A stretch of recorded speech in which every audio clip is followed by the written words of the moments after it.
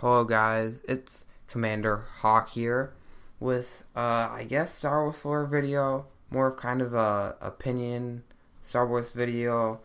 Today I'll be covering what was more sustainable, a republic or an empire. This is putting like whatever human rights opinions you have beside.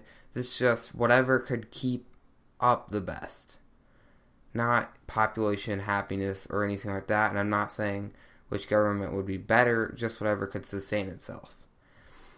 First of all, the Republic had a lot of corruption due to businesses having spots in the Senate and just so many vast worlds. Of course, not every senator's gonna be as first people, and some of them are gonna be rigged.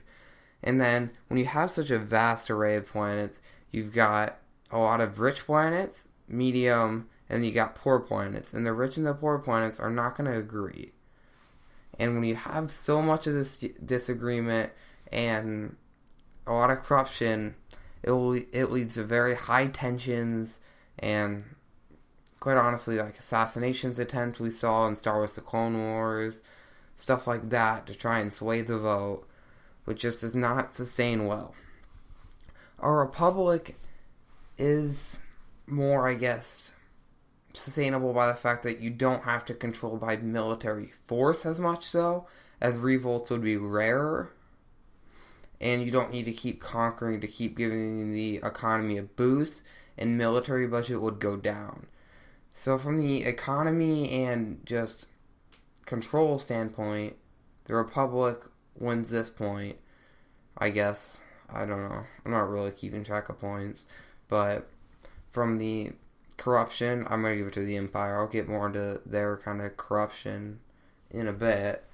But the Republic is just very sustainable to this. Businesses have more power than even some of the lower planets.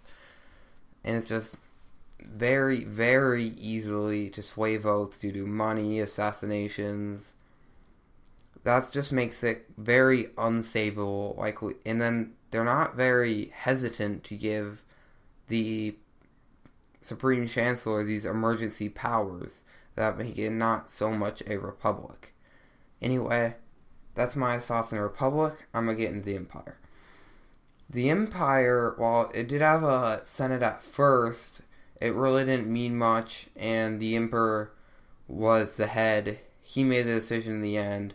He had a couple executive officers, I guess I'll call them, such as Vader, Tarkin, a couple other Moffs, and just people like that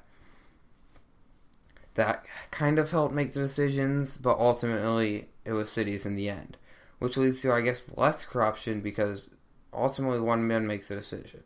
But you could also argue it's more corruption due to one man makes a decision. He can do whatever he wants.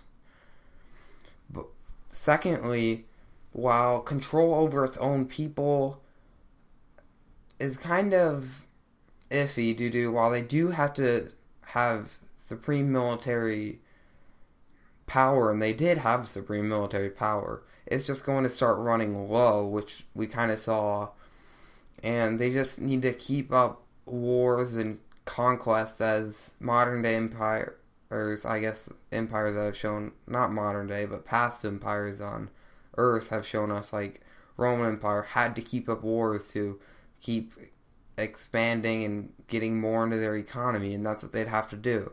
And eventually they could run out of land, which would eventually crash it. But that's talking probably thousands of years, so I'd still consider that not really a problem. And then, but revolts, as we saw in the rebellion, are very more common in stuff like this that kind of oppress its people. But really, there's not as much tense between poor and richer planets or planets within the Empire because they're all kind of under the Emperor's rule. So I find that more sustainable part.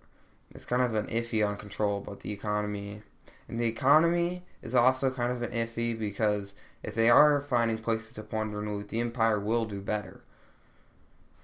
So, finally, in my opinion, the Empire was a more sustainable system of government just because it had roughly, maybe slightly less control over its people, but not as much corruption.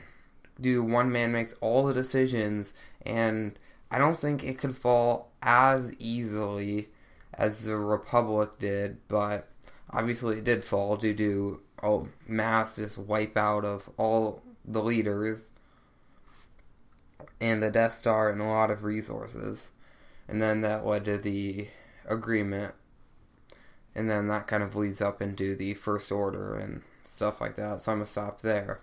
But yeah, if you guys enjoyed this, make sure to subscribe. And remember, one shot first.